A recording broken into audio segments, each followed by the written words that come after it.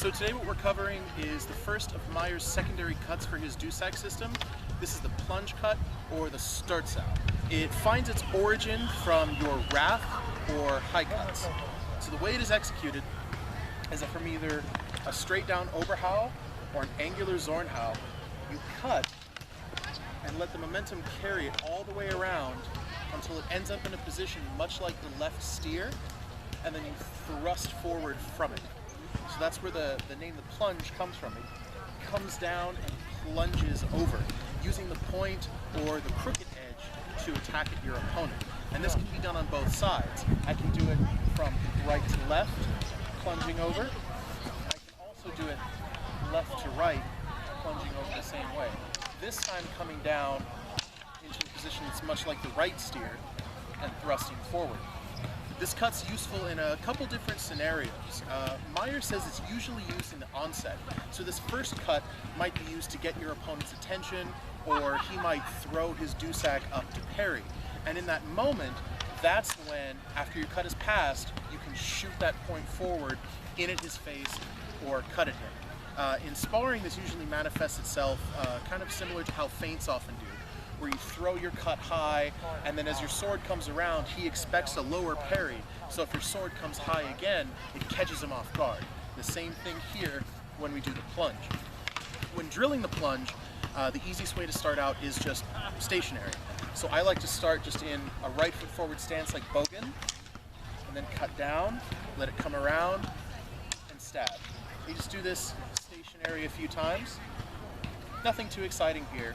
And then, as you get more and more comfortable with it, add it on both sides. So if I face you, I would cut down, plunge, let it run off to the side, cut down, and plunge. And this kind of naturally leads itself into kind of a flowy drill. So you can just move through back and forth, picking up a little bit of speed. Then from there, you can start linking this together with your footwork. So the easiest way that I like to drill this one is starting from a Bogan type position.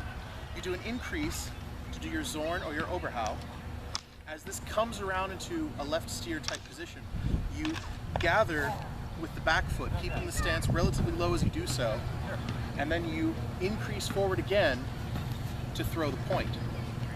As you let it run off and you cut, you'll pass forward with the left, cut your Zorn through, gather, and thrust, stepping with the left. So that way you have a passing step that lines up for the next Zorn, the next gather, and the next thrust. So just like how we linked these together when we were doing it stationary, we can do the same thing when we're moving forward. So if I were coming toward you, we begin at Bogan, cut, plunge, plunge, and that way we just can keep advancing forward doing this cut. Now obviously in a sparring match or in a fight, you're not just going to come forward linearly at your opponent. Even though this cut is deceptive and tricky, it's really not that useful if you're only doing it in straight lines. So one of the ways that I like to apply it is actually using it defensively from the guard of the watch. So if I start in the guard of the watch and I'm facing my opponent and they cut in at my wrists using a horizontal cut, or if they cut in at my belly, what I can do is use the precept of the watch in overreaching the opponent.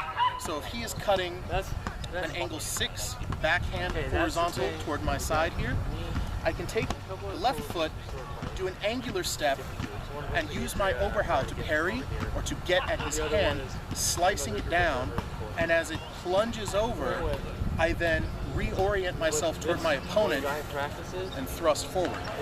In this way I have my void and dodge, I have my counter, and then my finishing move. And it can work pretty much the same way to the other side.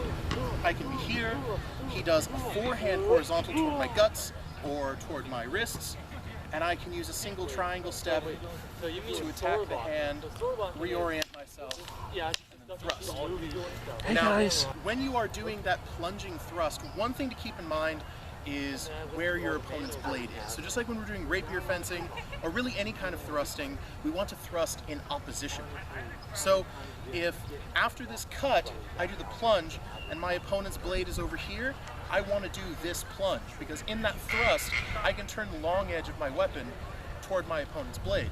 Similarly, if his weapon is over here somewhere, I want to do the plunge on the other side, because in that thrust, the same thing applies. Turn the long edge and the quillons / knuckle bow toward the attack. That way, even if I've plunged this into his chest, I can still turn that and protect myself for that last vain swing he's likely to throw. So, just to recap, the plunge begins from your Oberhau or your Zornhau and plunges over toward your opponent's face. This works on either side. You can use this linearly, attacking your opponent, getting him a little bit unnerved as you approach, or you can do it angularly, using the overreaching concept from Watch.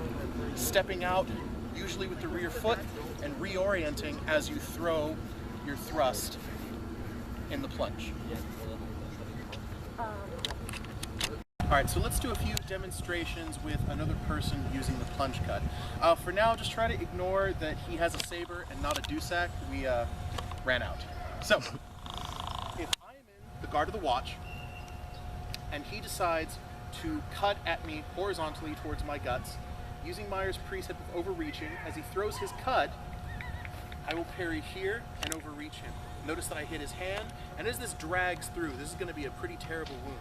And it's at this moment, as it comes over, that I have my plunge to the face.